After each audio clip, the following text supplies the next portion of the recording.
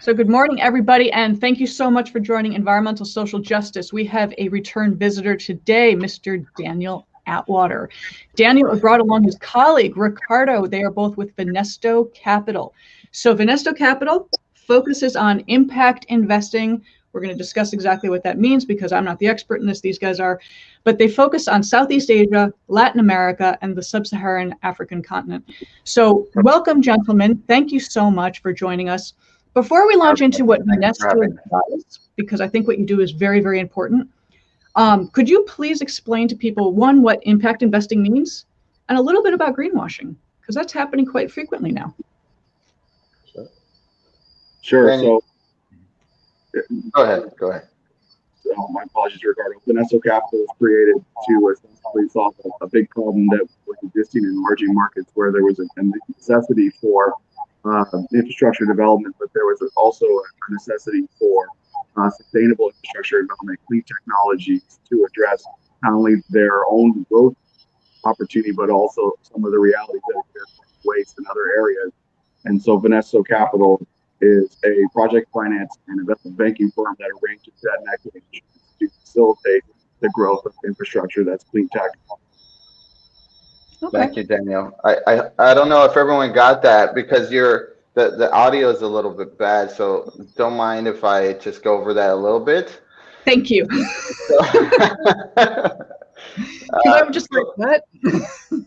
Impact investing, essentially, we are there not only, I mean, it's a triple bottom line, essentially.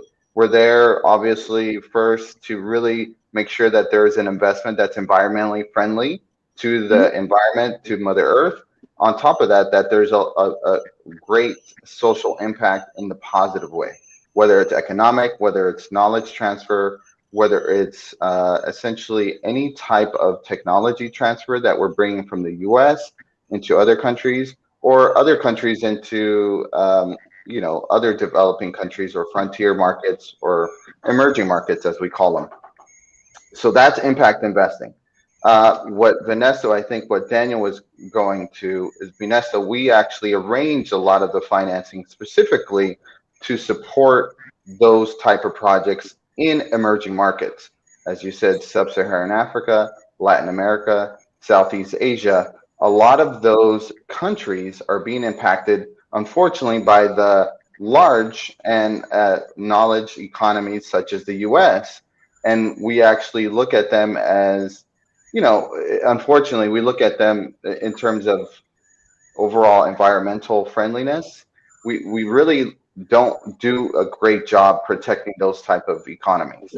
So our goal is to protect that, to protect Mother Earth, support those projects that are really supporting a circular economy, meaning that they keep on going, they keep on being reused, and they don't end up in dumps. That's the goal. And in terms of greenwashing, I think it's, I think we're in an age where sized, and unfortunately, one of those big hot topics is really the environment, with what's happening with the, green, overall economy. I think we're starting to see that they're utilizing that to really promote themselves, whether it's an entity, whether it's an individual. So you're seeing a lot of these individuals or entities come into the forefront of media or the spotlight of communications and communicating certain things that are not correct, whether it's statistics, whether it's what's really happening in the world. So our goal is really to bring data, to bring awareness, and to really bring funding to those type of projects that are really making an impact. You're also helping the society, though, right? It's not just about Mother Earth and the environment, but you're actually bringing economy to people that might be exploited otherwise. Yeah. Exactly. Yeah. As we said, so the triple bottom line, a big important factor is that social impact. And in these type of investments, the goal is to really take depending on the type of economy that they are, is really taken to a knowledge-based economy. And if they become a knowledge-based economy, if you understand the statistics, you start seeing that one, they're able to prosper, whether it's financially, they have the financial literacy to be able to grow their economies at a specific level. Two, they're able to not only have better health and better well-being, and then of course they're also able to participate in community type of cultural events, whether it's spiritual, whether it's a holistic type of culture events, but really giving back to the community in other aspects besides the financial portion. So there's a huge impact when you're looking at these type of investments in people, in communities, and overall economies, local GDPs. So yeah, it's a huge impact to not only humanity in general and Mother Earth, but in general, we're all connected at the end of the day. So and people forget the fact we're connected. Exactly, and look at what's happening now, right? We're not. I mean, not to get on the soapbox, but Please. I think I think obviously there's a direct correlation between what's happening right now with COVID, and obviously how we're taking care of not only Earth, but how we're taking care of ourselves. I don't think it's a coincidence that we're going through this pandemic at a time where we're seeing, mass accumulation of items and the cultural economy of just purchasing over and over things that we're going to be throwing away. I mean, if we look around just your office or your home, most items won't last 6 months. And guess where most of those items are going to be? In the landfill. Yeah. And I know we're going to get into the details of this, but we're all interconnected. And on top of that, how much we're consuming in terms of food, what type of food, so I don't want to get into that right now. A friend of mine I was talking to yesterday, doing just another similar interview, and he said, it's crazy the fact that buying an apple that was locally sourced costs more than buying one that was shipped from Ecuador, filled with pesticides, picked while it was green, artificially ripened. So it's things like that. It's like, and that all I'm sorry, Joel, I heard a whisper. Pesticides. Yummy. Yeah. Flavor enhancers. Yes, yummy. Yeah. Great for the cells, like great for the body. Well, what are some of the things, Ricardo and Daniel, that you guys are seeing in the environmental, social governance space in other countries that you could bring back here? So, for example, we basically started the financing here in America to bridge out to other countries. And about 10 years ago, it wasn't that easy, right? Everybody said they wanted to send money to Africa to do water projects here and there and everywhere to make things like that happen. But the funding was very, very short and scarce. And I'm just curious to how growth has been made in that area. What are some of the things that people in third world countries are viably able to take away from some of these projects, including job creation? And then what are some of those things that we can bring back again here to America to help us in what we're trying to accomplish with the jobs industry, new green jobs, etc.? Great question. Dan, did you want to go ahead, or I can go ahead and answer that as well? We can both chime in. Yeah. Maybe this is a little better. Yeah. Sounds like it. Okay. Yeah. I mean, here's a cool thing about the global economy, and that is that we do information sharing now better than we ever have, right?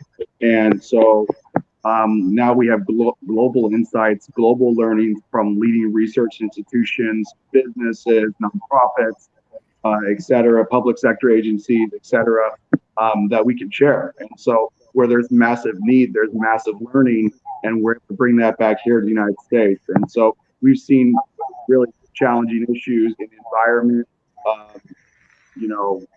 catastrophes like Katrina, Flint, Michigan, other places. We've seen a lot of problems here. And so the hope is that we can bring those lessons learned back. I think as these projects become economically viable for investment institutions in the emerging markets, they're going to probably be a little more open to it here domestically. Yeah, great. Yeah, and to add to that, Joy, I think the world is definitely taking notice. Again, one of the items obviously is renewable energy, clean tech, overall green technology is becoming, obviously in mode, but it's also it's for a positive. So that's a great thing for those type of companies, whether they're EV companies, solar companies, bio companies, bio waste company, waste energy companies. So there's a lot of information. There's a lot of media that is talking a lot about these type of companies. So it's a good thing. So what you're seeing is if there's a large influx of attention and awareness being brought to that, you're now starting to see a lot of large funds such as the DFC, which is the Development Financial Corporation, or World Bank, or other type of multilateral institutions that are really starting to focus on those type of efforts. And so they're supporting a lot of local companies. They're supporting a lot of U.S. companies that are going there to really support those type of initiatives. One thing that's actually happening, or that has happened, that we're really starting to take to notice here in the U.S. is waste. As of 2017 and 2018, China said, look, we're turning into a dump site. We don't want any more of your trash. So the China's, yeah. So the China sword was initiated, really, it started in 2017, but in 2018, they said no more plastic waste, no more, specific municipal type of waste. And the U.S. was going, well, where do we send our trash? So now what we're learning from that is that the U.S. infrastructure is really not where it should be when it comes to recycling, when it comes to managing waste. So not only are we learning from investing in those countries, but these countries are now starting to become very sophisticated in how they're going to manage their economies, that it's starting to affect us. And now we're starting to learn, oh my goodness, we have to take back our own trash. And so, let me add on to that real quick, though, because talking about taking our garbage out there, we were always told, recycle your plastics. Where's recycling? We weren't. We were dumping it on somebody else, making it their problem. So now that problem back home, we're very poorly handling that. But if you go to most other countries, they actually have very, very sophisticated recycling rules and laws and penalties if you do not follow them. Do you see that happening in our near future? Please say yes. in the U.S.? Yes. Yes, it has to. I mean, now, unfortunately, we're really reaching, certain levels where the landfills are becoming really hazardous. And we're also starting to see that it's starting to impact, our economy here. And so there is a lot of new funding that is going into these type of economies because it's essentially needed. We can no longer expect China to take in our trash, or Southeast Asia, and most of it was going to China and Southeast Asia. So now, that's where Vnesto really is focusing on a lot of efforts in Southeast Asia. We're building recycling plants there and investing in landfills, waste to energy projects there, specifically because of this big problem. And it's unreal. I mean, the statistics behind some of these landfills and some of this amount of waste that we send there. I mean, just really in 2018 from the census, we shipped close to 429 shipment containers, the large 20-foot shipment containers, a day of trash to China. We're overachievers. That's all it is. We're just overachievers. Imagine. And that's not even what's already in our waste systems at our landfills and, biodiesel plants. And, we really need to do something at the federal and state levels to really fund some of these programs so that we can start, creating the responsibility in our own communities. Letting people know that, when you buy a bottle of water down at the corner store, there's a serious impact there. Whereas other countries, especially third world countries, are, whether it's a tin can or, a recyclable bottle, they're more conscious in how they use their natural resources, such as water and waste management. Well, we've also got to stop being a disposable economy. When you look at whether it's fast fashion or it's plastic bottles, everything that we do because we want to spend the least amount of money possible. I'm guilty of that. I think everybody is. But, at the end of it, not everybody also has $100 for a pair of jeans. So it's about figure out this balance between everything. And I think, like Ricardo was saying, just to circle back to a while ago, all this is politics right now. This is all about the politics of it. And it's about getting in front of the messaging and how do you explain to people, we have a problem. We have done this to ourselves. We have to change our behaviors. But then you come down to the money side of it. And how can you expect people to change their behaviors when they can barely afford to put food on their table? So we've created this huge societal problem. And I personally don't know how we fix it. But I mean, this has been brewing. Well, we're going to ask Daniel and Ricardo to fix it. Yeah, exactly. Well, we're doing what we can. Yes, exactly. We're doing what we can. And no, you're exactly right, Joel. I think I love hearing that. We created we did create this problem, but because we created it, also the solution starts with each one of us, right? Like you said, a disposable mindset. Just awareness. Oh, should I buy this bottle of water or should I just use reusable, specific containers that I could, drink my water instead of buying plastic? Should I use these plastic bags or should I, use my reusable bags?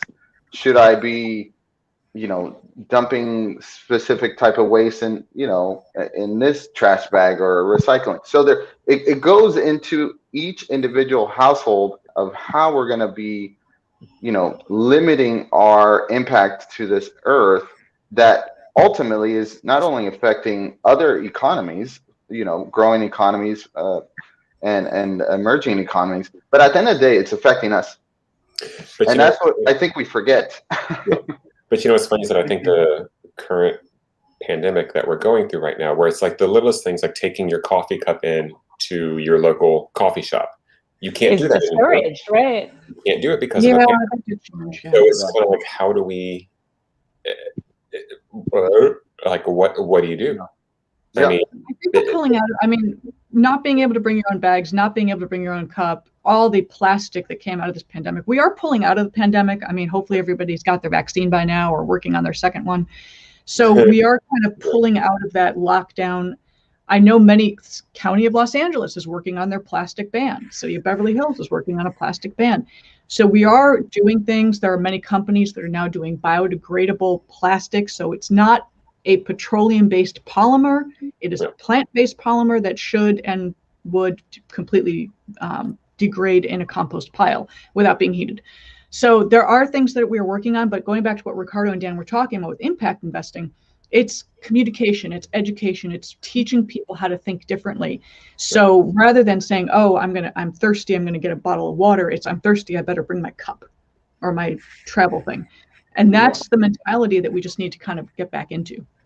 Right. Well, there's also the reality of that people are natural followers, right? Like when that's the key, communicating what we, a more positive approach, a better mindset. I think that's really important. So what's good is there, largely there's a significant administration globally in Europe, in America that are now pushing the ESG message.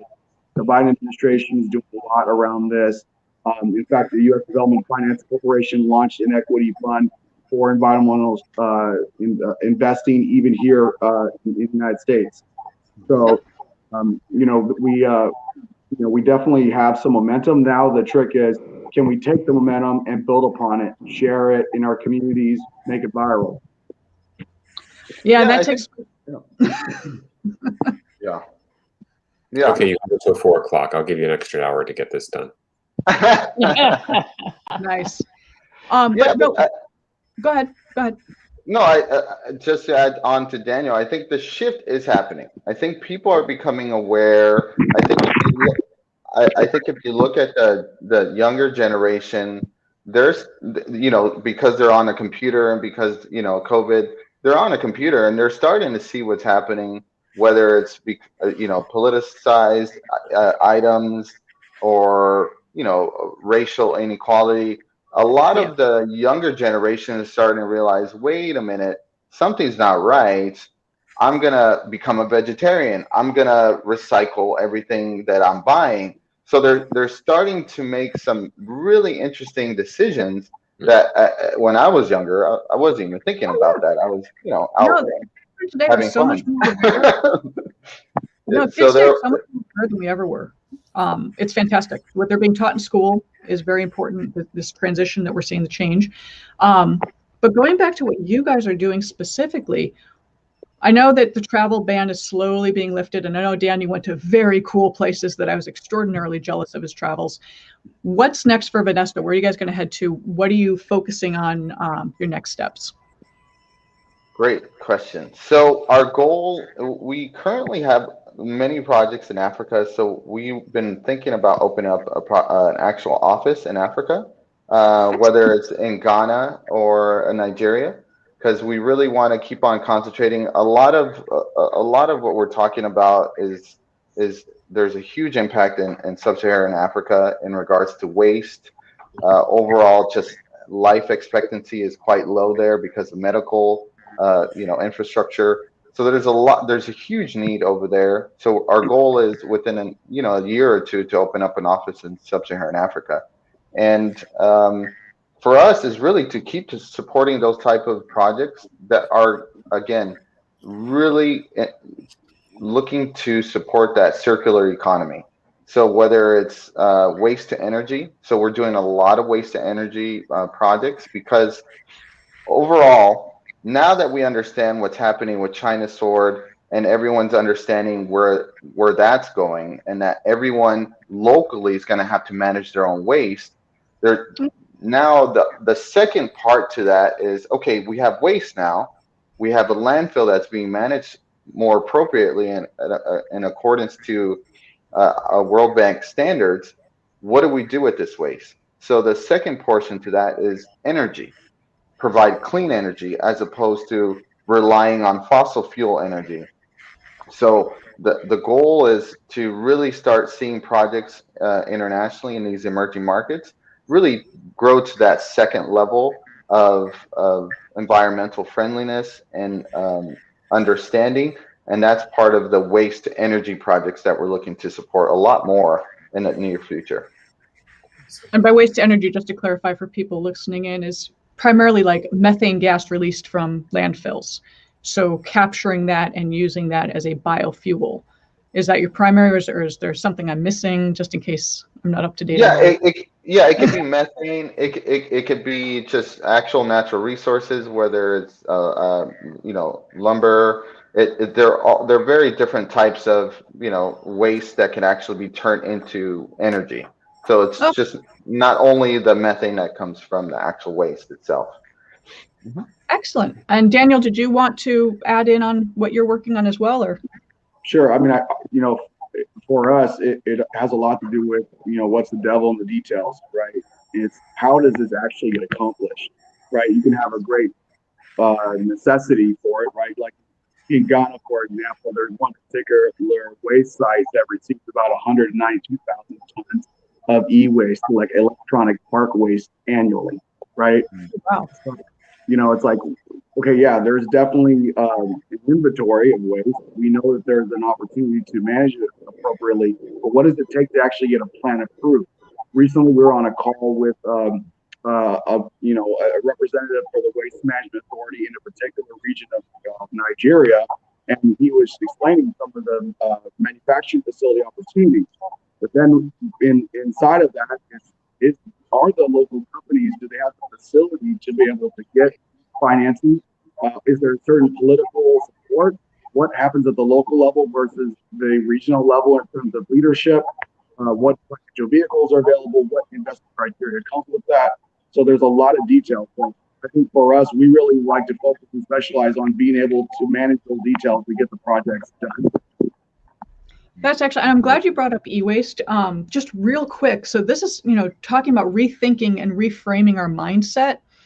I was buying a card the other day for my mom, Mother's Day, and I picked up this card and it had like little singing, dancing thing, and I thought it was cute. And then I realized there's a chip in there.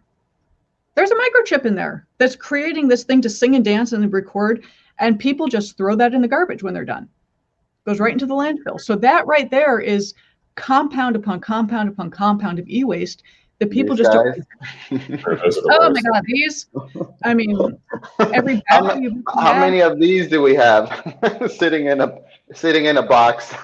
Yeah, I got a few. One of them, my battery actually blew up. I pulled it out of the box and the battery just kind of went. I believe that. I was like, that's a little terrifying. But on this, I know we're coming to our half-hour point. Is there anything, Joy and Joel, that I know Joy is very much the economist in the group, so she's going to know a lot more about this than I will. But is there any final questions just to round out the discussion? You're on mute, Joy. I'm just really hopeful that we can take some of the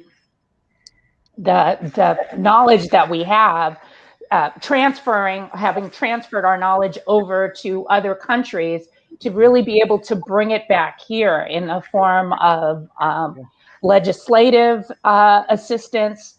I've represented a few biodiesel companies that have really had trouble with either A, financing, or B, chased out for not in my backyard.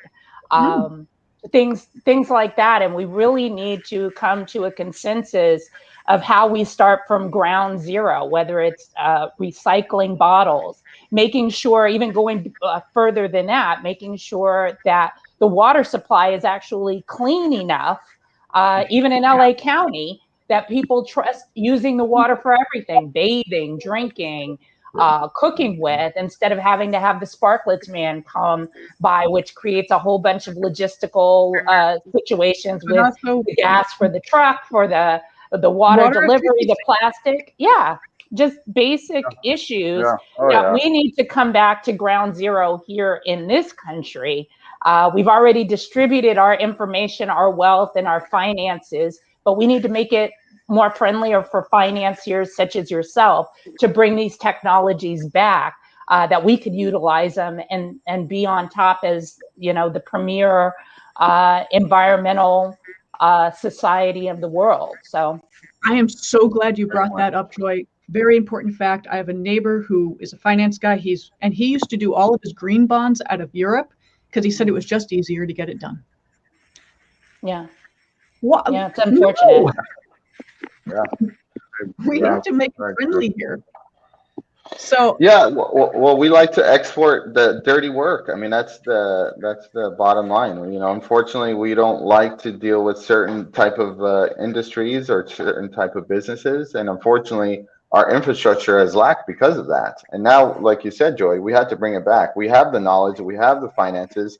We just need a lot of support, whether it's local government, federal government, to really support these type of initiatives. And, we'll see if this new administration is really going to be able to do that. It sounds like Biden is, and he's supporting a lot of those type of initiatives. So we're hopeful. That's brilliant.